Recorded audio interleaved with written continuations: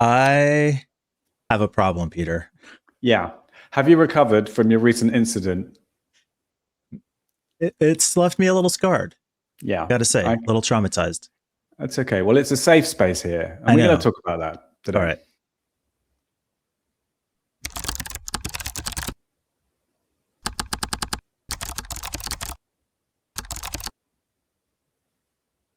So on one hand, this makes me feel like some kind of degenerate, drug addicted degenerate.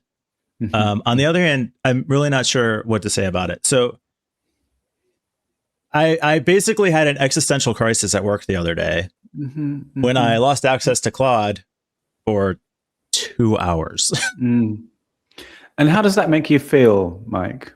It was really eye opening. and so in my role in particular, I use AI a lot because I am leading AI architecture and deployment and enablement. Makes sense. And then to do that work, I also use AI in like the assisted programming sense. So I might be deploying a project to Google Cloud Platform. I might be doing some data modeling. I might be working on an integration. So not necessarily using Claude, but using Claude to do the thing. And what I realized when Claude went down for a couple hours yesterday, 2 days ago, is I had no idea what to do. and I realized that, like, I know how to do all these things, and I instructed Claude to do them. So I've been involved in the process. But it would, if I didn't have Claude to continue with those projects, it basically would have been like sitting down with somebody else's code and just being told, hey, here's the project and here's the repo. Have at it. How did you feel? I mean, genuinely, it was a moment of panic. What did you do? You panicked. I waited for Claude to come back. But it made me realize, like, well, two things. Significantly dependent on Claude. Huge efficiency benefit having these LLMs.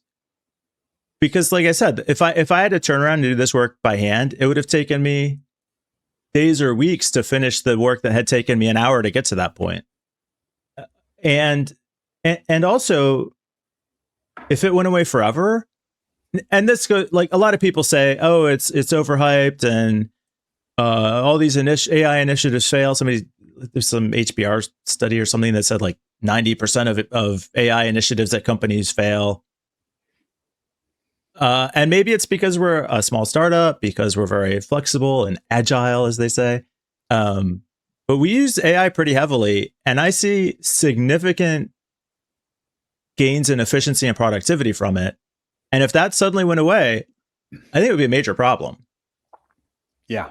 And for me specifically, I guess long term, it really also made me aware that, like, I could legitimately lose my programming skills by working with it. If I spend a year or 2 years working this way, having not written a line of code in the past 2 years, that would have a major impact. But also, does it matter?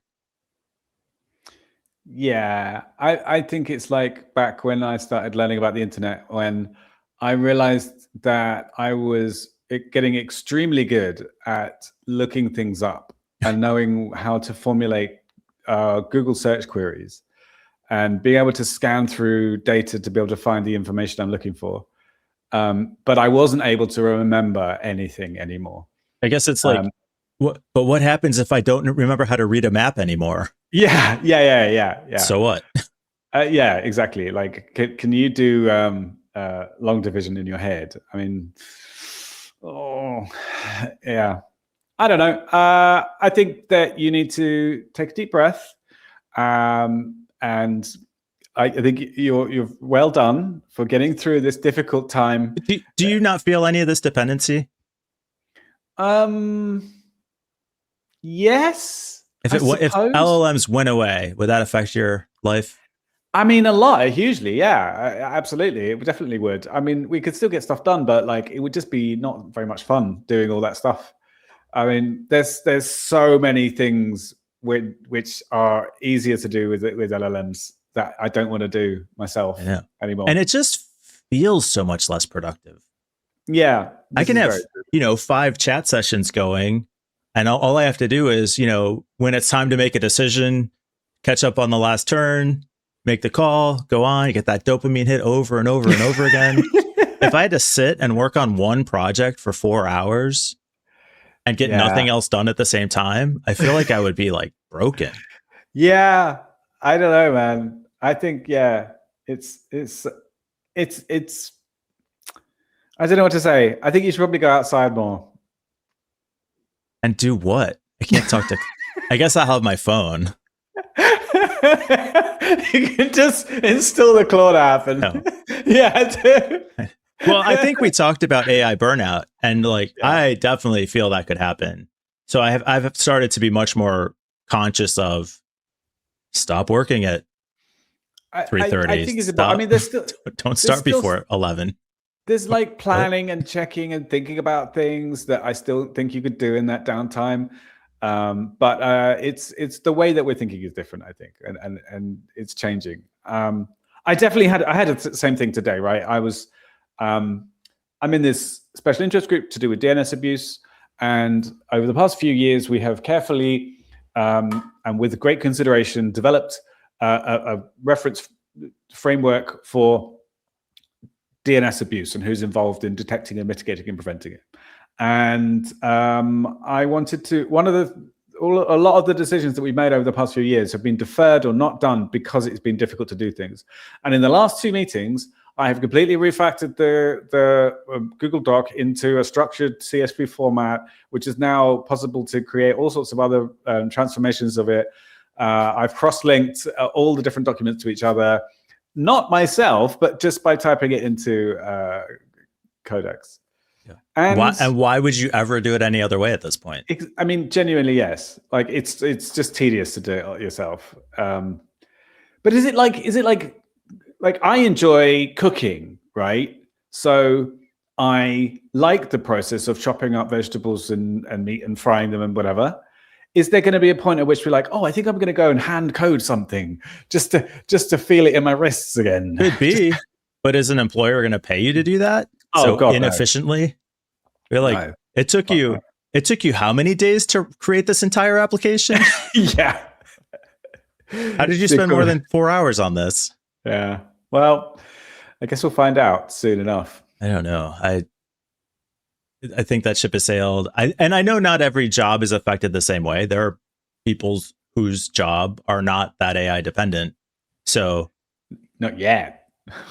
Yeah. I mean, it's pretty eye-opening. I think definitely something to get used to. And it's probably going to be like, we don't even hear about the impact of smartphone use on children anymore. Have we just stopped worrying about that now? Yeah. Well, no, I mean, the UK have just banned social media for under 16s. So there's that. Yeah, it's pretty. Oh my gosh. I was at the eye doctor the other day. Oh yeah. And this girl, probably 6, 7, 8, had her eye exam, and they needed a fitter for the glasses. And so they take a picture with the tablet, and this girl's sitting on the phone, and the woman trying to check her out is like, okay, look up here. Okay, you got to look up here. All right. Hey, come on, look up here. And then the kid just glances up and then back to her phone. She's like, just a little bit longer. You got to look at this for a second. And then she's like, Mom, can you take the phone away? Mom wouldn't take the phone away. It was crazy to see. That kid would not look up from her phone for the 5 seconds it would have taken to get the picture. Oh, God. I don't know what to think about that. We'll have to talk about it later on a different version of this podcast.